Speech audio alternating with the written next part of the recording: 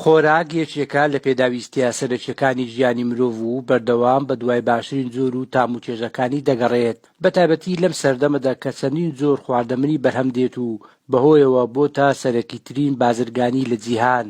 لە هەرێمی کوردستانی دوای پرۆسەی ئازادی و کرانەوەی سنوورەکان بەڕووی دەرەوە بەشێکی زۆر لە پێداویستە خۆراکیەکان لە دەرەوە هاوردی کوردستان دەکرێت. لە نێویاندا هاوڵاتیان بە دوای باشترین جۆری ئەو خۆراکانە دەگەڕێن و دەخوازن بە باشترین کوالیتی بگاتە دەستیان. ئەو بەرهەمانەشی لە ڕێگای کۆمپانیای قەیوانەوە هاوردی کوردستان دەکرێت پەسەند کراوە و بەشێکی زۆر لە خەڵکی کوردستان و عێراق بەکاری دەهێنن. هەر تاگێکی ئەم دنیاە پێویستی بەوەستی بەرهەمی کوالیتی بەکاربێنێ لەبەر تەندروستی خۆی ئێمەش تەندروستی هاوڵاتیانمان زۆر لا گرنگە بە دڵنیاییەوە ئەو شتەی ئەو بەرهەمەی کە زۆر کوالیتی نەبی ئێمە وەک هیچ بەرهەمێش نەناو بەرهەمە خۆراکیەکانی قەیوان ناکرێتن ئیلا دەبی نایاب بێ گرنگ نییە لەوەی سعرەکەی فەرقی هەبێ بەڵام کوالیتی لە ئێمە زۆر ئامانجمانە. چێشتخانە و ئەوانەی ڕاستەوخۆ برنجی قەیوان بۆ میوانان و کڕیاران ئامادە دەکەن پێیان وایە بەهۆی ئەوەی برنج و زەیتی قەیوان خواستی هاوڵاتی زۆری لەسەرە و لە ڕووی تەندروستیەوە کێشەی نییە ئەوان ئەو برنج و زەیتە زۆر بەکار دەهێنن.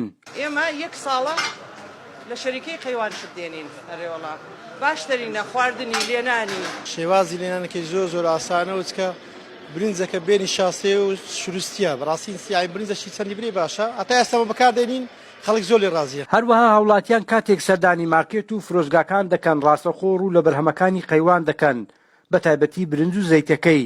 برنجێکی ئێجگار باشە بەتایبەتی ڕۆنەکەی بێ کۆڕستۆلە کە ئەمن پێکەڵیان دەکەم برنجێکی دێنک درێژ و باشە ئەو بۆ شتێکی تریش زۆر باشە ئەمن ماوەیە کە ڕجیم دەکەم و زۆر ئیسفادەم لێ بینیوە.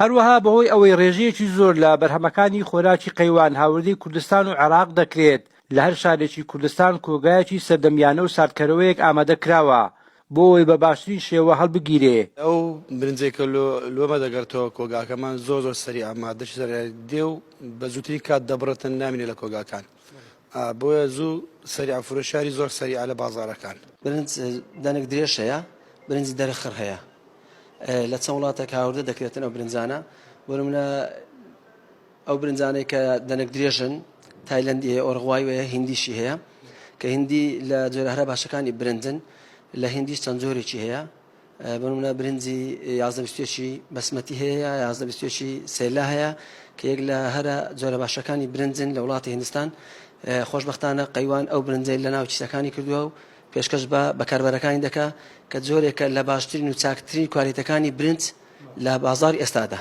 وەک شارەزایان ئاماژەی بۆ دەکەن گرنگجیدان بە خۆراک و بەرهەمی هاوردا ئەرچی نیشتیمانی مرۆڤایەتیە و بەرهەمەکانی قەیوانیش بەتایبەتی جۆری برنج و زەیتەکەی ئەو ئەرکەیان جێبەجێ کردووە ئەوان پێش قازانج و دەستکەوت بیریان لە تەندروستی و بەرژەوەندی هاوڵاتیان کردوتەوە و بەردەوام بە دوای کوالیتی و تام و چێژی خۆراک دەگەڕێن. تا عەبدوڵڵا گەلی کوردستان هەولێر.